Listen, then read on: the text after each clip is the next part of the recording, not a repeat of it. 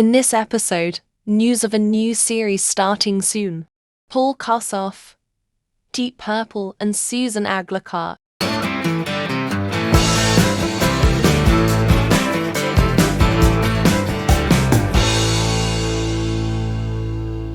Hello, welcome to another episode from Crushed Custard. It's another episode of the random album generator game. Today we've got 3 albums coming up, but first he says news.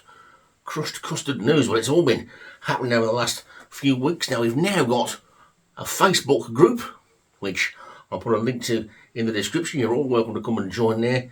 Our man in the attic, Mr. Stephen McGrath, is doing a great job of generating some conversations in there about favourite albums, favourite gigs and all sorts of stuff.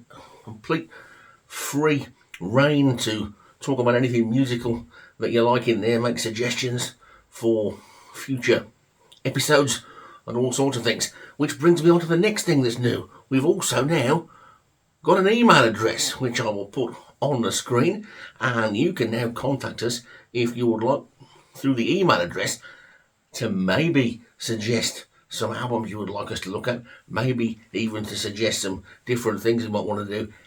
If you do want to do that, it will be great if you did it on the email, because that would keep it as a surprise for everybody else, and it wouldn't be there for everybody to see what was coming up. So that would be quite good. So that's the email address. Now, as you can see, we're still in Europe here at Crushed Custard. Now, the next thing before we get on with the proper stuff for the day is to let you know about a new series that we've got coming up. A new series coming up very soon, which is going to be called New, Live and Rare. Now, I can hear some of you going, that's a Deep Purple connection again, isn't it? Well, it sort of is. There was a set of EPs that came out in the 70s called New, Live and Rare from Deep Purple. Also, the Japanese version of the Powerhouse album was called New, Live and Rare. And we're just thinking of some ways to sort of mix up the way we sort of do things here. So what we thought we'd do is we would have episodes for a while. After this random album generator, we're going to New, Live and Rare for a little while, then go back to random album generator again. What will be in New, Live and Rare is what it says on the tin, New, Live and Rare. Now, what are we going to designate as new, as live, or as rare? Well, new is basically anything that's new. Now, that means it's the most recent released by that artist, or it can be something that has come out in a repackaged format, like a box set, anniversary edition, whatever. Live, pretty obvious what that means. That means it's recorded live. And rare is something that you designate as hard to get hold of, something that's deleted, or something that's very expensive, or something that not many people will have heard of. So, to kick that sort of thing off, me and the man in the attic will sort out a few albums. But once again, we want to hear some suggestions from you. What are your favourite new albums? What are your favourite new issues of old albums? What are your favourite live albums?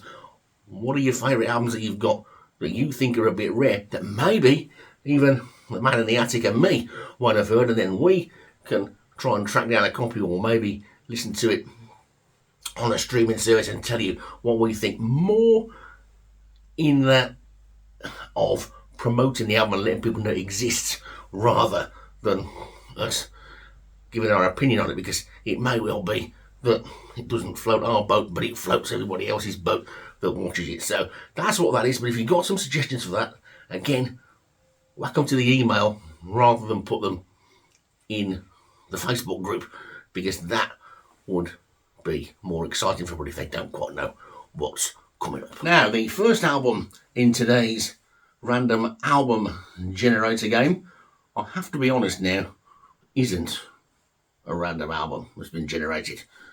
I've cheated, because when I realised what the date was today, when we're about to put out this video, then, as some of you will know, there is only one album I could possibly have done today, and that was this one. The only official solo album released by Paul Kossoff, who sadly died on this day in 19 1976. So we're going to take a look at this album now. And also, this is going to be one of the few albums I'm ever going to say to you, if you can track down a CD version, this is the extra special Ireland Deluxe edition, which has got 2 discs in it. There's some tremendous stuff on this, and it's really, really hard to find. Whereas actually getting hold of a copy of the original album isn't all that difficult, which is a little bit surprising. You're probably only going to pay about 20-25 quid for it. This thing is almost impossible to get hold of now, and as you'll see as we go into a little bit of a look at the album, you'll see why I think this one is in many ways possibly more important and a better all-round deal for a true Kossoff fan than the actual original album. 1973 then was the release date for Kossoff's Backstreet Chrono album. Now, it's mostly an instrumental album. It's only got 1 track on side 1 and 4 tracks on side 2. 2 of those 4 tracks on side 2 have got some vocals on, one from Jess Roden and one from Paul Rodgers. All the other tracks are instrumental. Now, I don't know how I'm going to try and describe this album in words really, because side 1 is a track called Tuesday Morning. Now, it lasts for, I don't know, about 17 minutes, I think, 17 and a half minutes, and it's instrumental. But it's about 5 or 6 songs all into one. You've got some hard riffing in there, you've got some mournful, soulful guitar in there, you've got some ventures into jazz, some ventures into blues, you've even got some sort of folky undertones and all sorts of stuff in there. It is an absolutely incredible track instrumentally. Kossoff is just unleashed, and we've also got to give a bit of a name check to John Rabbit Bundrick playing the keyboards, because he's sort of holding it all together underneath while Kossoff is just going into a completely different world altogether. The first solo comes in about 90 seconds in, and it's one of those classic sort of wailing, crying guitar things from Kossoff, and the second solo a bit later on is a real dirty sort of sounding one, and then the track goes off into a slower sort of direction, and it's absolutely, it's incredible. I know a lot of people will sit and think 17 minutes on, goodness me, I don't know whether I want to listen to that, but you do, because it just takes you to so many different places. It is incredible. If you've never heard it, please do. If you don't do anything else that I've ever suggested that you do, listen to that. Really, honestly. So we'll jump straight on to side 2 then. Now side 2, this is another thing where bands and musicians bring you on to other things. Now, as everybody knows, and as we've seen before from previous episodes, I'm a huge fan of Jess Roden. I've met a lot of people who are huge fans of Jess Roden, who I would probably never have met if I hadn't become a fan of Jess Roden. How did I become a fan of Jess Roden? Because of this album here. Because on side 2, the first track is a track called I'm Ready, which was written by Jess Roden and Jean Roussel, who's a keyboard player who's played with everybody. If you've never heard of him, go look him up. He's played with everybody, and he's great, a great songwriter as well. And this was the first time I'd ever heard Jess Roden. I thought, wow, this bloke's good. So Scutley went out and bought all of his albums as well. It's only 2.5 minutes long here, but it's brilliant. It's just really nice, sort of jazzy, sort of soul-y, bluesy thing. It's absolutely fantastic, and Kossoff sort of allows, if you like, Jess Roden to take the sort of the lead with the singing, but the little flashes of guitar in there, they're absolutely wonderful, and it's got a real nice, as I said, jazzy feel to it. And the keyboards, again, as with the first side, Tuesday Morning, keyboards are vitally important. Not Rabbit Bundrick this time, it's the co-writer of the song, Jean Roussel. Now he, as I said, has recorded with all sorts of people. Go look him up. He's got a CV like you would never believe if you've never heard of him, and that'll be your homework for this week, if you like. Because like I was saying the other day, it's almost too easy these days to find out about people, isn't it? And it's more fun if you find it out for yourself. So you go and look him up and go, oh, he's on that, he's on this. You go to your album cupboard or your CD cover. Take a few records out. I bet you it won't take many. If you've got the same sort of collection as I've got, it won't take you long before you come across his name somewhere. Now, the next track, this is another instrumental. This one's called Time Away, and it's considerably shorter than the first instrumental that we had, which took up the whole of side one. But now this is the reason why I'm saying to you, if I lean back over, so here again, this is why you want to track down a copy of this if you can, the deluxe CD edition, which does open up. It's not very often that we highlight the CD more than the album, but it does open up, look really nice, and it's got nice little things in there, and there's a booklet as well. Now, the reason I'm saying that you want this is because the original version of Time Away was 5 minutes and 48 seconds. On the disc 2 of this, you have got the full jam, which that 5 minutes and 48 seconds was taken from. And how long does that last? 38 minutes and 19 seconds. I can see somebody going, oh my goodness, 38 minutes?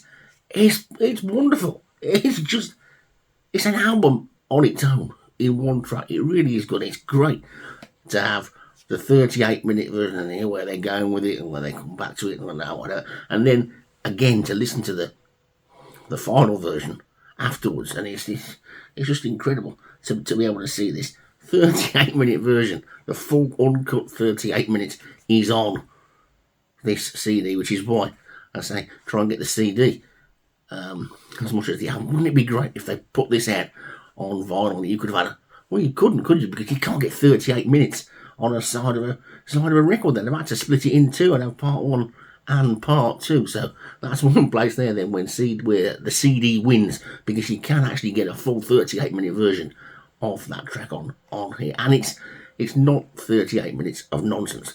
It's brilliant. It's out slower than the Tuesday morning. It's atmospheric. It's mournful.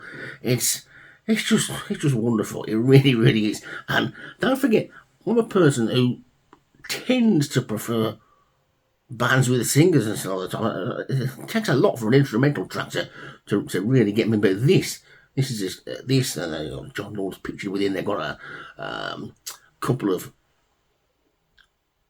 vocal tracks on there as well to just break it up nicely. But I mean, this 38-minute version, fantastic. And I wonder how they thought about that. Or did they think of making it a double album or something? You'd think, well, we've got a 17-minute version of Tuesday Morning, but 38-minute version of Time Away, then they could easily have made a 17, 18, 19, 20-minute version. I think the 38-minute version has got its place as well. But I'm almost walking on about it for 38 minutes now. Maybe I want to edit this down a bit and just say, go and listen to it. So, what do we get for that? We've still got two more tracks to come on side two. Now, the first one of them, track 3, this is a little bit of a, it's not really a part of this album, although it is. To explain, it's a track called Molten Goal. Now, it's a track called Molten Goal, which was written by Kossoff, and it was going to be on the Free at Last album, but they left it off. The recording on here is one of the takes from the recording sessions that Free did. So it's got Paul Rodgers singing, it's got Andy Fraser on the bass, and it's got Simon Kirke on the drums. Now, what they did, they brought Rabbit Bundrick and Jess Roden in and recorded them on the top of that.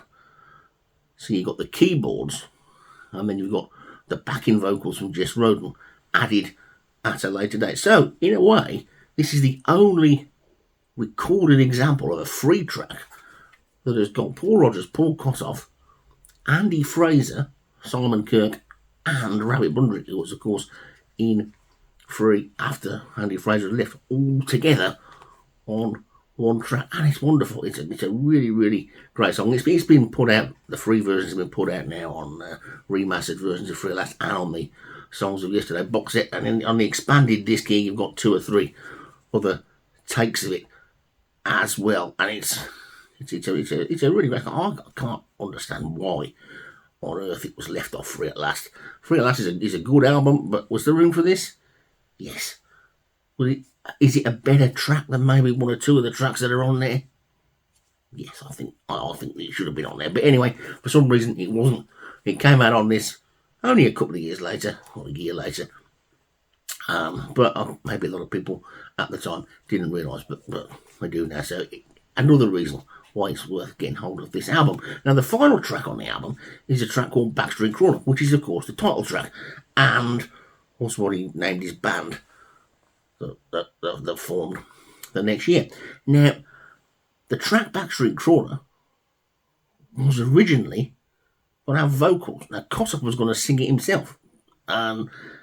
You might think, Kossoff singing. Kossoff actually sang on the Kossoff, Kirk, Tets and Rabbit album. He sang the final track on that, was a track called Colours. He got a different style of singing to the mainstream sort of way, but it was good. It was okay. It was great. And the whole idea of this was that Kossoff was going to sing that song. The lyrics are actually included as part of the booklet on here, so you can perhaps have a go singing it yourself if you're so inclined. Not actually sure why they never got around to putting the lyrics on, whether they forgot or whether they just decided not to or not. I don't know. It probably explains in this book. I probably should have read it a little bit before I started this.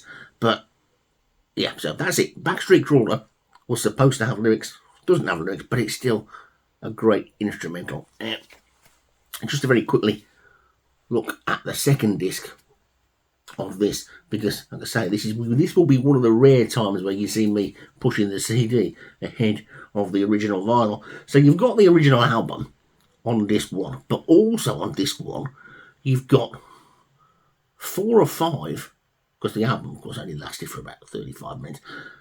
You've got 4 or 5 different versions of Tuesday Morning. So you've got the Tuesday Morning Early Take. Now that one is only 4.5 minutes long.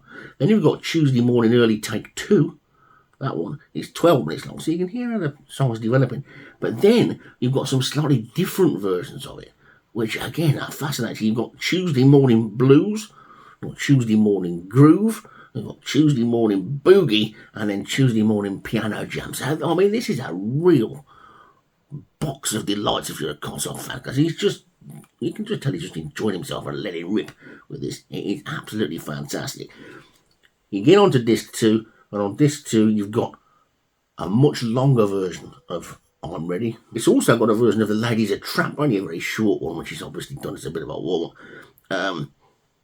It's then got another version of I'm Ready, and it's got a track called May You Never, which John Martin and Paul Kossoff, so one or two of you may have heard that. It's an unreleased early version of that. Then you've got something called the Leslie Jam. Then you've got another version of, we've got the complete version of Time Away then, which is the 38-minute version.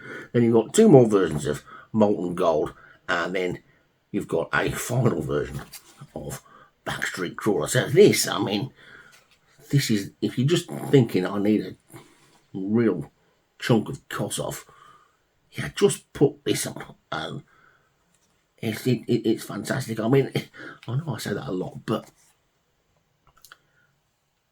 if somebody had said to me maybe before I come across Kossoff, before I had this album, that I'd want to listen to 2 discs of 70 minutes plus on each disc, where it was mostly instrumental and improvisational, jamming stuff, and very little singing, I would have said, you know what, I think I might get a bit bored with that. I don't get bored with this at all. And once again, I'm sorry, but I'm not sorry for 2 things. One, pushing the CD version, because I think this is really hard to get hold of. If you can pick it up, it's well worth whatever you have to pay for it. I was lucky enough to get it when it came out. I'm not going to apologise for that. And I'm also not going to apologise for cheating, because the random album generator game, we currently run out of numbers, and when I saw what today was, I thought, well, I'm going to get this out today, and I think I should just about make it.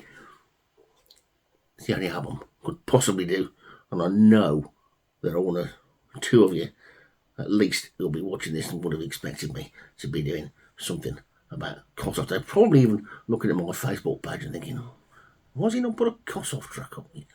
Backstreet Chrono. Could you describe this as Kossoff's finest hour? Possibly in some ways it is, because he hasn't got the restraints of being in a band and all porn. But one of the things that biggest regrets of me music-wise is that I never got to see Kossoff play live. I'd just love to have done that. It must have been wonderful to have been in a band with him. And bizarrely, I was actually told quite a few years ago that I was actually on the Isle of Wight at the same time as the Isle of Wight Festival. But as I was only 6, probably didn't know what was going on. The Man in the Attic. Hi there and welcome to The Man in the Attic on a Sunday afternoon. So, you know probably from previous episodes of Crush Custard that myself and Martin are very keen Deep Purple fans. We haven't really, as such, done anything overtly Purple related. There's been some tenuous connections, but nothing overtly Purple related. But I'm going to kind of change that today and give you my very brief overview of this. Perpendicular, which is the first album that they produced with Steve Morse on guitar. Now, as you know, the story goes that in '93 they were touring The Battle Rages On with Mr. Blackmore still in the band, and on that tour, Dear Richie, or Richie the Difficult as he's known sometimes, had one of his moments and he quit the band. You can read about it in things like Colin Hart's book. So it's well documented. And so they were a bit stuck as they had a short tour of Japan booked. So they had to finalise that, and they got Joe Satriani in on guitar to fill in for that. And that was great, you know. And Joe played some dates the following summer with them in Europe, a few festivals, I think. And then after that, they drafted in Steve Morse on guitar from X of Kansas and the Dixie Dregs. And Steve came along with an already awesome reputation as a guitar player, and quite well deserved. Some people find his style a little difficult, but he is what he is. He's Steve Morse, and that's what you get. Very good. Very, very, very good, and extremely accomplished musician, and by all accounts, a terrifically nice guy. So none of the dramas that you would have had with Dear Richie. So, what was this album like? Well, it was released, here we are again. It was released in 1996, early on in 96, I think it's January, February, and they commenced a UK tour, which was actually quite an extensive one. It was like literally more than about 4 gigs, which is probably what we get passing for a UK tour these days.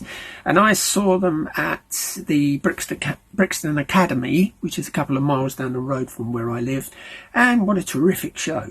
And you found that in the gigs with Satriani and on the subsequent, certainly on the subsequent Perpendicular tour, they were doing not only lots of stuff from this album, but also lots from their back catalogue that they hadn't played live in a number of years, and some ever. So that was a good thing. So then, what was this album like? They played a few gigs before its release. I think there was one towards the end of '94 and some in '95, which one of them sort of snuck out on a bootleg. And they were good, but the tour for this album was excellent, truly excellent shows. And so what do I think of this album? Well, I have to say that for me, it's up there with my very favourite Deep Purple records. It's up there for me with my favourites, which have to be Machine Head and Made in Japan. For other people, it will be In Rock, it will be Fireball, it might even be Who Do We Think We Are, Burn. All of them brilliant records, and I love them all. I mean, come on, I love this band to distraction.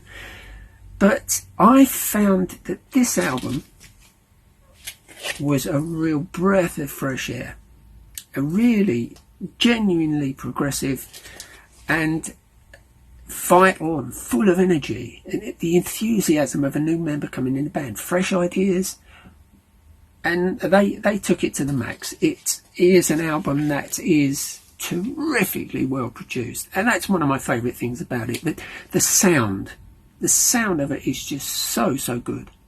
Now, it's produced by the band themselves, and principally probably by Roger Glover, because that man has a great pair of ears on him. He's a great producer. I mean, come and think of his stuff with Nazareth and etc. and Michael Schenker Band. So he knew his way around it, and this album I thought had a terrific sound. And what's the music like? Well, for me, from the start of the album, from the opening notes of Ted the Mechanic right through to what would have been the end, the Perpendicular Waltz, fabulous. And there was an additional track on the Japanese edition of the CD, Don't Hold Your Breath, and that is included here. So jolly good for that. But for me, a vital, fresh album, beautifully produced, musicianship of the absolute highest standard, of course. As some of you know, I was a drummer, and Pace has always been my main inspiration, and his playing on this album is second to none. He's as good on this as he is on anything in the Deep Purple canon, for me. It's all very subjective with us DP fans, so don't take my word for it to be gospel, but for me, his playing on this is great, and particularly if you want one track where someone would say to me, why do you find Ian Pace so good? Hey Cisco. And now some people don't like this track. I don't quite get that myself, but listen to that and listen to his playing on that. Double bass drums, like they were a little more subtly perhaps than they were on Fireball, but his playing on the album, on that particular track, is precise and subtle and just fantastic. But the whole album, I love the whole album, right from start to finish, note for note. I don't find really any weak spots on it. Some people do, and yes, that's okay, because we all have our opinions, and particularly when you love a band so much, your opinions run quite high at times. But for me, a fabulous album. It was only available on CD for quite a while, and it's only perhaps in the last 10, maybe 15 years you've been able to get it on vinyl, and this particular release, it's on 180 gram vinyl and comes in this rather fetching shade of purple, which is very nice indeed. But the sound quality, if anything, on the vinyl is even better. So if you can get it on vinyl, great, but if not, drag the CD out, have a listen, get your ears reacquainted with it and how fabulous it is. For me, they didn't reach this kind of vibe again on an album with Steve Morse. As good as the ones with Bob Ezrin are, I don't think their production is as good as this. For me, no. And one of my very favourite tracks on this album, after Hey Cisco, Ted the Mechanic, has got to be the acoustic, The Aviator. Just fabulous. Reminds me even a little bit of R.E.M. in places, that. But yeah, dig this album out again, have another listen, reacquaint yourself with it, and I guarantee, you have the Man in the Attic's guarantee, that you will not be disappointed. So bye for now. See you again soon. Susan Aglukark may be another name that a lot of you watching this are not that familiar with. Extremely well known in her native Canada, not all that well known anywhere else in the world, though. I stumbled across Susan Aglukark purely by accident at a record fair. I just was rifling through a box of CDs and saw the cover to this album, this child. It looked quite interesting, and the chap who was working behind the stall was somebody I dealt with for a long time, and he said that's a bit different. I think that might be right down your street. You'll probably like that. Obviously doing the sales pitch, of course, but it wasn't a lot of money. Only a couple of quid, I think, 2 or 3 quid, maybe a fiver. I thought, yeah, okay, let's give it a go. I took it home, and it was fantastic. It's incredible. Susan Aglukark is part Inuit Eskimo, and some of it is sung in the Inuit language. It's a fascinating album. It's really good, feel good sort of music. Really get you going, especially with the some of the songs that are sung in Inuit, and I've sort of had it on constant repeat for absolutely ages. So it's a nice mix of English songs and songs that are also sung in the Inuit language. Just taking a quick look at the track list in Hinanaho, which started off, and that's Inuit for celebration. Absolutely glorious way to start off an album. Just makes you want to listen to the rest of it because it's just so good. Then you got Shemaya, which is another one, which is a really nice song. OCM track number 4, that went to number 1 in Canada. That's how good this is. Then you got the English songs on there: Dreams for You, Suffer in Silence, Discharge, Kathy, I Pond Inlet, Slipping Through the Cracks. It's a really good, solid singer-songwriter grown-up album, and it's great. And the final track, Casualties of War, is unbelievable as well. You really don't need me to sit here and tell you about it. What you need to do is follow the link that I put down so you can go and listen to it and then try and track it down. I really can't understand why this lady hasn't been sort of promoted all the way around the world. Maybe she's just happy doing what she's doing in Canada and doesn't want to make it big in all those other countries. A few albums came after this one. None of them quite got to the mark of this one, I think, but they're all still pretty good. She's got the obligatory Christmas album out as well. Just having a look at some stats on this quickly to give you some sort of an idea. It got it's not straight, but it got to number 1 in the country albums chart in Canada. It got to number 25 in the complete sort of mainstream chart, if you like, when it came out in 1995. It's badged as folk pop country, but it's not it really. It's more sort of I'd class it more as a singer-songwriter album. Obviously, it's got a few poppy things in there, so some great hooks and some great choruses. It's really nice. She's got a lovely voice, and I don't think you can go wrong really by just having a little listen to it and seeing what you think. Susan Aglukark, This Child from 1995. One of the albums out in the random album generator today, and one from the CD coming in for a change. Thanks for watching.